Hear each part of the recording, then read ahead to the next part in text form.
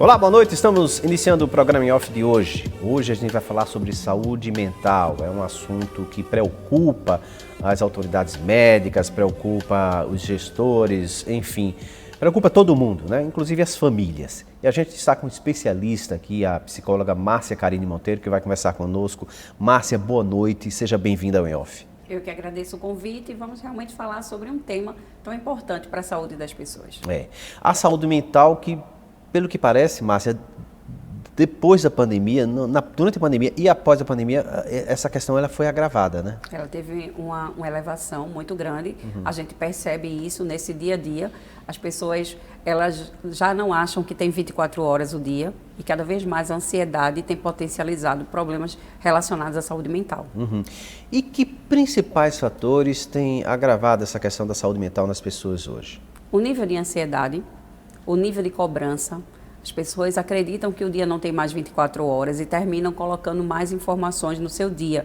Isso tem deixado as pessoas muito mais agitadas. A questão da intolerância também tem chamado a atenção. A gente hoje vê pessoas cada vez mais intolerantes nesse dia a dia e com isso a gente tem tido problemas de TAG, por exemplo, que é o transtorno de ansiedade generalizado, sendo cada vez mais potencializado. A gente pode dizer também que a questão das redes sociais, né? Hoje em dia você tem essa questão do visual, muita gente coloca filtro, enfim, para ter uma aparência ali, né? Essa questão da comparação nas redes sociais, isso pode, por exemplo, criar uma situação de ansiedade numa pessoa? Perfeito. Quando a gente vê hoje a rede social, as pessoas têm um mundo paralelo. Então eu faço de conta nas redes sociais, mas na minha vida real, é expectativa e realidade. Então, a minha vida real, ela não tem todas aquelas informações que eu posto na rede social. Por que usar filtro? A gente se questiona muito enquanto psicólogo, porque as pessoas estão ali mostrando sua vida. Então, o filtro é um fake de quem nós somos e como nós estamos. Muitas vezes a gente sabe que as pessoas postam ou o que gostariam de estar fazendo, o que gostariam de ser. Mas, na verdade, tem um sofrimento ali por trás, né? Tem músicas que falam disso, né? Postam stories sorrindo, postam stories cantando, mas dorme chorando. Né? Então, é bem complexo isso e a gente precisa compreender sobre isso, porque as pessoas estão adoecendo. Essa é uma questão curiosa, Márcia. Por exemplo, as pessoas se preocupam hoje muito com o que a sociedade, o que os outros querem que ela seja. Eu tenho um pensamento, e aí você vai me corrigir se eu estiver equivocado, diferente desse. Eu penso o seguinte, e aí você, telespectadora, vai também tirar a sua conclusão, vai analisar essa questão. Eu acho o seguinte, as pessoas devem gostar de nós do jeito que a gente é. Quando as pessoas gostam da gente do jeito que a gente é, a coisa é muito mais autêntica, né? Elas vão nos achar belos, elas vão nos achar legais, vão nos achar interessantes, entendeu? Então, assim, eu costumo dizer que é propaganda enganosa quando você faz um perfil que não é o seu, né? E em algum momento você vai ter que se mostrar como você é. E aí gera um sofrimento. E talvez gere um sofrimento, talvez gere uma decepção, não é? Tanto na questão física como na questão de comportamento, enfim. Como é que você vê essa questão? A gente hoje busca muito tentar fazer com que as pessoas olhem para si primeiro. Porque a busca de uma identidade perfeita, a busca do que o outro fala sobre nós, para muitas pessoas é importante. E até que ponto isso vale a pena? Até que ponto um like a mais dentro do seu perfil de uma rede social é importante para você? Entende? Então, assim, por que sofrer? Eu tenho casos no consultório de pacientes, por exemplo, que chegaram para mim e falaram, olha, as pessoas não curtem a minha foto, mas uma determinada pessoa sempre curte a foto dela. E eu pergunto, por que isso é importante para você? Porque a gente posta uma foto, óbvio que é para que as pessoas vejam o que você está fazendo, né, como você está. Mas, como você falou, a gente precisa ser autêntico. A gente não pode buscar um padrão de beleza. A gente precisa gostar de como nós nos olhamos no espelho. Olhar, acordar todo dia de manhã. Você diz assim, eu sou linda. Se tem alguma coisa que eu preciso melhorar, sou eu que preciso olhar para mim e dizer assim, eu acho que isso aí não está legal e eu poderia corrigir. E eu iria além. Você pode até se achar, eu posso até achar, eu não sou bonito. Mas com certeza, eu tenho certeza absoluta que alguém vai me achar. Sim. Tá entendendo? Eu acho que nunca vai faltar alguém pra gente. né? E eu não digo só em relação à questão do relacionamento, do se apaixonar, não, do gostar como pessoa, do gostar como amigo, do gostar como companheiro e companheira de trabalho, enfim, eu acho que vale isso, né? Você se mostrar do jeito que você é. Óbvio que você vai colocar uma foto, um vídeo em um momento de felicidade é importante, porque você vai disseminar a alegria, vai disseminar a felicidade, você vai fazer outras pessoas rirem, se achar felizes também, enfim. Agora, tem um limite, né? Tem um limite aí para que a gente... euforia, na verdade. Isso. Porque tudo demais é veneno, depende só da dose. Né? Às vezes tem gente que quer se mostrar demais, então é uma felicidade que não para. Né? O dia todinho lá, olha, eu sou muito, tudo é muito. E aí essa felicidade está demais. E aí quando vem para uma realidade, a pessoa cai, aí entra num processo depressivo. As pessoas precisam justamente entender sobre isso. A gente tem que fazer as coisas no equilíbrio. Primeiro, a gente precisa buscar o nosso equilíbrio pessoal. É isso que dentro de um setting terapêutico a gente conversa com o paciente. A gente traz para ele a realidade do equilíbrio, da necessidade de você ter um ócio criativo, de você buscar a sua felicidade, para que as outras pessoas gostem de você, aceitem você e respeitem você. E você valorizar o que você tem de bom, Sim. né? Você valorizar aquilo e relevar os pequenos eventos, porque ninguém é perfeito. Ninguém é perfeito Muito nesse bom. mundo, né? E aí essa colocação, Mário, a gente fala, por exemplo, você é um excelente jornalista. Eu sou psicóloga, então eu não consigo estar no seu lugar, mas eu tento fazer o melhor para estar ao seu lado. Assim como você não é psicólogo, mas você está abordando um tema que chega, e você estudou para estar aqui fazendo as perguntas a mim, enquanto psicóloga, né? Então a gente tenta buscar o equilíbrio. Ninguém vai ser perfeito. Eu não sou uma psicóloga perfeita, você não é um jornalista perfeito, porque eu acredito que todos os dias a gente vai buscar excelência. Isso. Todos os dias a gente vai buscar ser melhor. A gente vai dizer assim, olha, a gente poderia ter falado sobre isso, a gente poderia ter abordado, mas nesse momento o que a gente está tentando passar para as pessoas é a importância de cuidar de si, de entender que a saúde mental ela começa quando nós nos enxergamos, quando nós entendemos que precisamos estar bem, precisamos do nosso ócio criativo, o que é o ócio criativo? É buscar fazermos coisas que nos dá prazer. Escutar uma música, poder tomar um banho mais demorado, fazer uma atividade física. E aí as pessoas dizem assim, poxa, Márcia, eu não consigo ter tempo para fazer uma atividade física. Você não consegue dar uma caminhada? Né? Uma caminhada de 30 minutos é um cardio muito bom. Mas por quê? Isso aí vai te ajudar na tua saúde mental. Vai te ajudar a chegar em casa e assim, tô massa hoje. Estou melhor do que ontem. Então, as pessoas precisam parar de se preocupar com o outro, olhar para si, porque aí você ganha não só o outro, a gente ganha outros. Isso. E é isso que nos move, né? No dia a dia, essa busca constante, isso é importante, né? Para que você não fique, eu vou fazer o quê agora, né? Enfim, vocês têm percebido essa questão nos consultórios.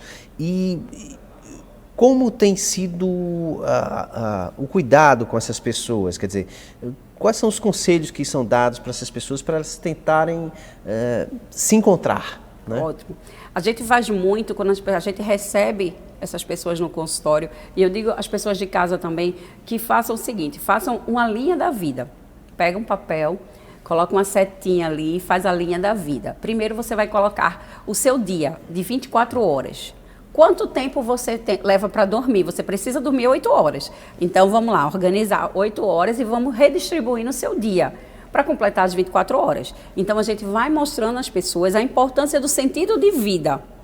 Porque as pessoas têm que ter um sentido de vida para estar bem, para poder ficar bem, para poder desenvolver mais na sua profissão. Só que a gente só pode fazer isso quando a gente tem um planejamento. Então, planeja teu dia, se organiza para poder ter um minuto de lazer. Márcia, eu não consigo fazer caminhada. Você consegue parar para ler um livro?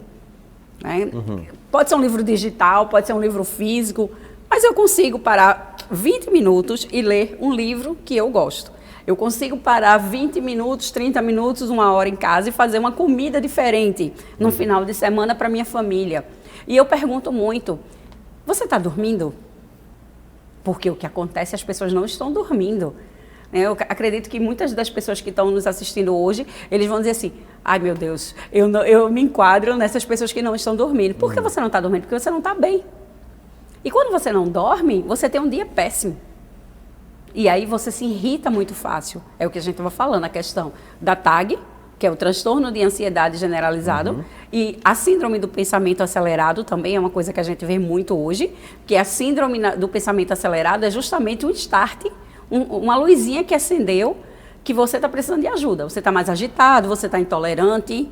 Tem pessoas que estão extremamente intolerantes no sentido de se olhar para o lado, ele já pergunta o que foi, o que é que está acontecendo. Né? Então, a gente precisa entender isso. A pessoa fica irritada demais. Esse seria o momento inicial, a partir de uma irritabilidade maior, é preciso acender o sinal de alerta? Sim. Não está dormindo, está muito irritado e não sabe por quê. Mário, de um jeito que você parou qualquer coisa, de repente você olha assim e se irrita.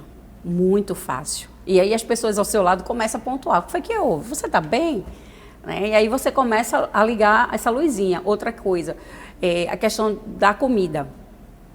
Compulsivamente precisando estar mastigando alguma coisa. Porque você não consegue controlar a ansiedade e vai transferir para o alimento essa sua ansiedade. Então as pessoas estão engordando mais por causa da ansiedade. Aí não dorme, não come bem. O tipo de alimento também interfere nessa questão? Interfere. Assim, a questão de fast food, a questão de uma comida mais gordurosa, né? Aquelas frituras a mais, muito refrigerante, faz mal. E isso deixa você irritado e você não sabe por quê. Tá? Principalmente os líquidos escuros.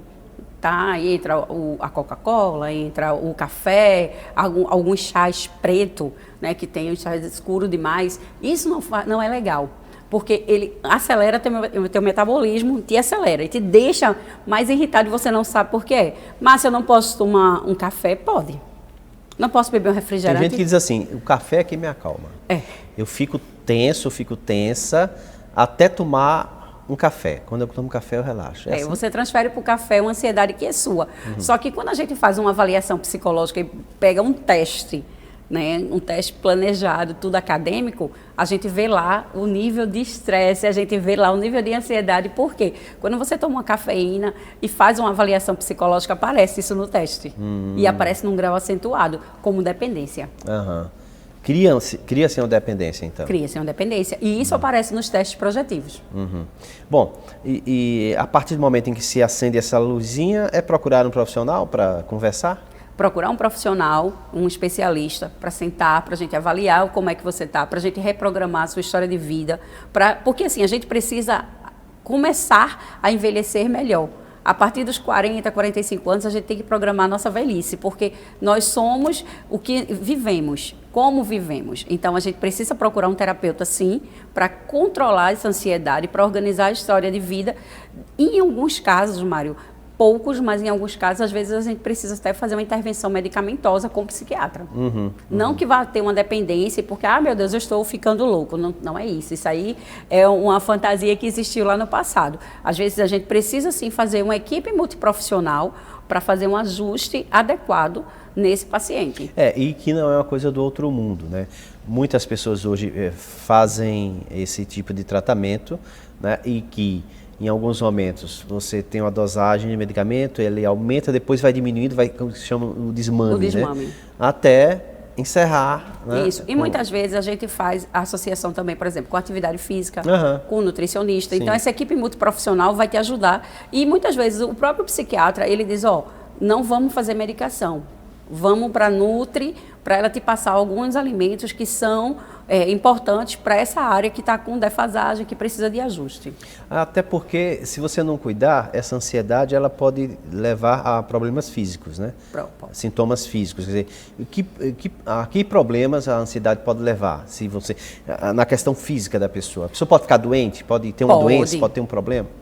Pode sim, muito boa essa tua pergunta, porque às vezes as pessoas estão com algumas doenças e não sabem que isso é proveniente dessas crises de ansiedade. Por exemplo, você está com alguns tremores, você tem uma inflamação do corpo, não é? Uma inflamação do corpo por causa do nível de estresse.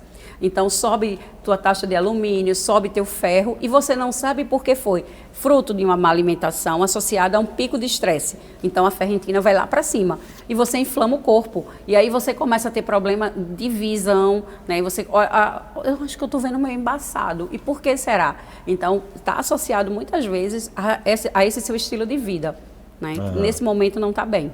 Você falou sobre o transtorno de ansiedade generalizada e me lembrei de síndrome de pânico. Qual é que é a diferença entre um e outro? Quer dizer, o transtorno é o início e a síndrome seria uma coisa mais avançada? A síndrome é quando eu estou sinalizando que algo não está bem. Porque não é um transtorno, é uma síndrome que tem uma durabilidade ali. Eu vou, e se ela potencializa, ela vira um transtorno. Entende? Tá. Então, a síndrome de pânico, eu estou apresentando um comportamento que, se potencializado, ele vira um transtorno. O transtorno, Márcia, quando é que eu identifico que eu estou começando a ter tudo isso? Quando gera sofrimento em você. Quando você começa a sofrer e isso começa a te chamar atenção, porque você começa a perceber que você não está bem. E aí já está gerando sofrimento. A síndrome, por exemplo, é quando a pessoa fica com medo de estar em público, quando a pessoa fica com receio de sair de casa. Isso caracteriza a síndrome de pânico? Isso, são os primeiros sinais. Um dia você já não quer mais sair, no outro já vai uma coisa mais séria, e aí você vai começando a ficar isolado, você já não começa a não querer ver gente, e aí se transforma no transtorno de pânico. E aí você precisa aí de intervenção, aí vai ter que entrar psiquiatra, vai ter que entrar o psicólogo, todos os dois associados, para fazer o ajuste desse transtorno. Porque a síndrome veio ali te mostrar que alguma coisa estava errada. Se você não cuidou naquele momento e aquilo potencializou, você vai gerar um sofrimento. Quando gera um sofrimento, aí tem que já ter as intervenções. Aí passa a ser um transtorno de ansiedade generalizada. Aí não, vai ser um transtorno de pânico. De pânico. O transtorno de ansiedade generalizado é a TAG, que a gente chama, é quando você tem crises de ansiedade. O pânico nem sempre está associado ao transtorno de ansiedade. A ansiedade, o que é ansiedade? É algo que está por vir. Tá? Então, eu fico ansiosa porque eu vou ter uma viagem. Só que não é só por causa da viagem. Todo o percurso, até a viagem ser concretizada, me gera ansiedade. Como vai ser essa viagem? O que é que eu preciso levar? Se eu consigo fazer uma viagem, como é que vai ser? Se vai ter alguma intercorrência? Eu já começo a antecipar situações que vão acontecer. Aí, isso é o transtorno de ansiedade generalizado. E é incrível como algumas pessoas até acham que é mimimi, que é exagero, que é mais... Quem já passou por isso, que já percebeu em pessoas próximas, as pessoas às vezes até não conseguem respirar bem, né? Enfim, ficam com dificuldade de respirar, enfim.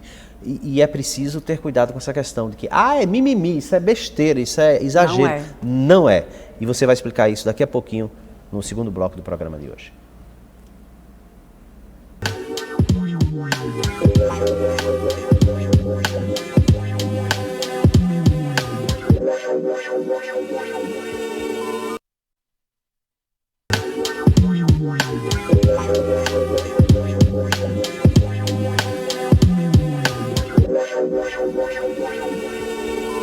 Voltamos ao programa em off desta noite, conversando sobre saúde mental, sobre ansiedade, sobre transtornos de ansiedade, enfim. Nós estamos com a psicóloga Márcia Carine Monteiro, que está conosco conversando sobre esse assunto. Márcia, a gente falava no finalzinho do primeiro bloco a respeito dessa questão de que quando as pessoas às vezes estão ansiosas, elas chegam a um ponto de, por exemplo, não conseguirem respirar bem, de ficarem meio que em pânico. E isso não é exagero, não é? Algumas pessoas dizem, isso é exagero, isso é mimimi. Não é, na verdade. Né? E a gente precisa falar e dar esse alerta. Quando a pessoa estiver tendo uma crise de ansiedade, senta, tira o máximo de pessoas do local possível, deixa ela um pouco mais isolada, porque muitas vezes as pessoas vão para cima e cada um aparece querendo ser médico, quer medicar. Eu já peguei casos de pessoas, olha, bota esse remédio aqui embaixo da língua, porque pode ser que ele esteja tendo algum ataque cardíaco. Calma, a gente não é médico, a gente não pode medicar, mas a gente pode orientar. Então, tira... Qual seria a orientação? A pessoa no estado ruim, a pessoa chegou, não estou conseguindo respirar, tal. Enfim, fazer o quê? Senta essa pessoa, afasta os outros, senta com ela, olha para ela, respira devagar. Eu gosto muito do cheira a flor, assopra a vela. Vamos lá, vamos cheirar uma flor, calma, pensar numa vela, vai lá. E aí devagar você vai entrando nesse contexto, vai conversando, vai dizer, olha, tá tudo bem, você não está tendo nenhum ataque, pega na mão dessa pessoa, dá uma água, vamos falar de coisas boas, vamos mentalizar uma praia, o que é que você gosta de fazer? Né? E aí tranquilizar essa pessoa, sentar, conversar, coisas que não tenham a ver com a possível sintomatologia do que ela está sentindo, é te desfocar para poder ela transferir aquele momento, aquele sofrimento ali que ela está, aquela explosão de emoções para tentar acalmar. E a partir do momento em que acalma-se tudo, talvez seja interessante conversar com ela sobre a possibilidade, a necessidade dela procurar um profissional, se não tiver procurado ainda. Se for um caso que esteja em extremo, né, naquele momento, e você vê que a pessoa se controlou, mas ainda tem a recorrência, vai haver possivelmente uma recorrência, a gente encaminha para o hospital para fazer uma avaliação lá com o médico, às vezes precisa fazer uma intervenção até medicamentosa. E aí, para tranquilizar também essa pessoa. Caso realmente seja só aquela crise naquele momento, a gente, tem que procurar um psicólogo. Vamos tentar já buscar essa ajuda para poder a gente entender. Porque a gente precisa minimizar essa situação, essa dor. As pessoas, Mário, elas sentem uma dor e elas não sabem o que é que está doendo. Por que está doendo. E aí algumas pessoas dizem, mas eu não preciso de psicólogo não, enfim, o psicólogo vai querer me dizer o que é que eu vou ter que fazer, mas não é assim. O psicólogo não diz o que você tem que fazer, ele abre caminhos, talvez, de alguma forma, para que você perceba o que é que você deve fazer, isso, né? Na verdade, a gente diz que o psicólogo ele vai fazer uma devolutiva para você do que você está falando. A gente não tem, eu brinco muito falando que a gente não tem farinha mágica, né? Porque as pessoas acham que entrou no consultório, a gente vai resolver o problema. Já resolveu o problema, e não é isso. A primeira pessoa precisa entender que não está bem, que precisa de ajuda. E a ajuda ela tem que ser de dentro para fora. E a gente, enquanto psicólogo, nós vamos estar ali para fazer uma orientação. Então, você vai falar para mim o que você está sentindo e eu vou devolver a pergunta para você. Foi como eu fiz com a minha paciente, que eu estou depressiva porque não tenho os likes. E as pessoas me incomodam porque eu dou like para todo mundo e as pessoas não dão like para mim. Aí eu perguntei para ela, qual a importância desse like na sua vida? E aí ela ficou parada olhando para mim. Não sei. Eu disse, então a gente tem que achar a resposta para isso. Porque se você sofre pela falta de likes, alguma coisa está faltando na sua vida. Né? Porque não é... Aí eu até brinquei com ela, disse, se depender de mim, vai ser bem complicado, viu? Porque eu não tenho tempo para as redes sociais de parar para estar dando like. Né? Então aí a gente entra nesse assunto dessa questão. A questão das redes sociais, né? Mais uma vez, né? É importantíssimo isso, porque hoje a gente observa que as pessoas estão cada vez mais presas ali às redes sociais, né? É incrível. Se você vai, e aí o telespectadora deve saber disso, vai num ponto de ônibus, as pessoas estão lado a lado, estão assim. Vai dentro do ônibus, a mesma coisa. Vai no avião, né? Do mesmo jeito. Se você vai no consultório, as pessoas estão ali na sala de espera, é o maior silêncio do mundo, porque cada um está no seu celular. No restaurante. No restaurante, né?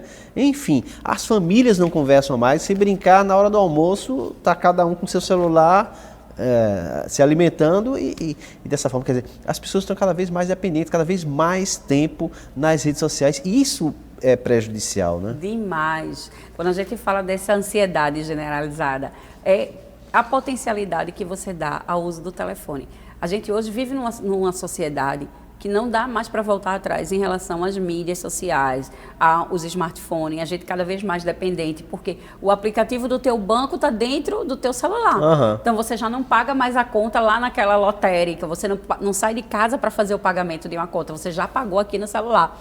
Então, cada vez mais a gente tem essa dependência. O que nós precisamos é entender como nós estamos fazendo o uso dessa tecnologia. Ponderar o tempo que nós estamos usando essa tecnologia. Porque muitas vezes a gente perde o nosso tempo com informações que não são necessárias para você naquele momento. Então, passa horas e horas, e a inteligência artificial é muito sábia, porque ela vai levar você a fazer e a trazer informações que você está naquele momento querendo ver. Se você parar 5 segundos numa imagem de uma praia, ela entende que você gostou daquele conteúdo e que você gostaria de ver mais informações sobre. Então, ele vai começar a trazer roteiros de viagem, de praia, né? Então, a gente precisa otimizar um pouco mais isso, Mário. A gente precisa entender que, antes de dormir, por exemplo, 40 minutos antes de dormir, você precisa se desconectar. Você precisa pegar o celular e guardar o celular. Você não pode ir com ele para a sua cama. Ele não faz parte desse cenário da sua cama. Então, as pessoas têm que ter essa consciência. Pega o celular e guarda. E deixa ele lá. Vai botar o alarme para tocar pela manhã? Ok, põe ele lá, põe o alarme. E 30 minutos já não mais está no telefone. Por quê? Você precisa fazer seu cérebro entender que você vai dormir. Por isso que muita gente dorme mal. Porque fica conectado até tarde. Às vezes dorme com o celular por cima da pessoa. Né? Quando você vê, está lá dormindo e o celular em cima de você. E aí você que é que você faz? Você fica, o seu cérebro ele fica pesado. Aham. Por quê? Porque você está ali, ele não descansou, ele não entendeu que era hora de dormir. Ele continua ativado. É verdade. Por isso que a gente dorme deitado, porque a gente precisa desativar as áreas do corpo para o cérebro relaxar e fazer outras conexões necessárias durante o sono. Outra coisa, acordou de manhã, vai ao banheiro. À noite, desculpa, de madrugada, né? Vai ao banheiro. Aí pega o celular para dar uma olhadinha. Pronto, acabou o sono. Entendeu? Porque você acordou seu cérebro. Se a gente pudesse, a gente ia ao banheiro na madrugada de olhos fechados, entendeu? Porque assim, quanto menos estimulação você tiver, Iria como melhor. aqueles no desenho animado, ia flutuando, né? Até Verdade. chegar. Mas as pessoas não sabem muito disso. Eu digo muito, quando você chegar em casa do trabalho, uma dica, tira o sapato, deixa o celular ali, para poder o chão puxar o magnetismo que você recebeu durante o dia. Eu ouvi falar disso outro dia, desse fiquei bem curioso em relação a essa questão. Por exemplo, grama, areia de praia, é importante que você esteja com o pé ali, Isso. só o pé, para, né? Puxar esse magnetismo que você isso. vem absorvendo. Porque, por exemplo, a gente está no estúdio, olha quantas energias você está absorvendo. A luz, as telas, o próprio celular, e a gente absorve tudo isso. E vai botar isso para fora como? Pois é. Aí você fica irritado. Muito boa essa conversa, Márcia, com você. Muito obrigado por ter participado do In Off dessa noite. Eu que agradeço, deixo um abraço para todos. Nós conversamos com a psicóloga Márcia Carine Monteiro sobre a questão da nossa saúde mental, isso interessa a todo mundo. A gente agradece a você. Então, lembrando, 40 minutos antes de dormir, desliga de tudo. Desliga do celular, desliga da TV, enfim. Uma boa noite de sono e até o próximo In Off.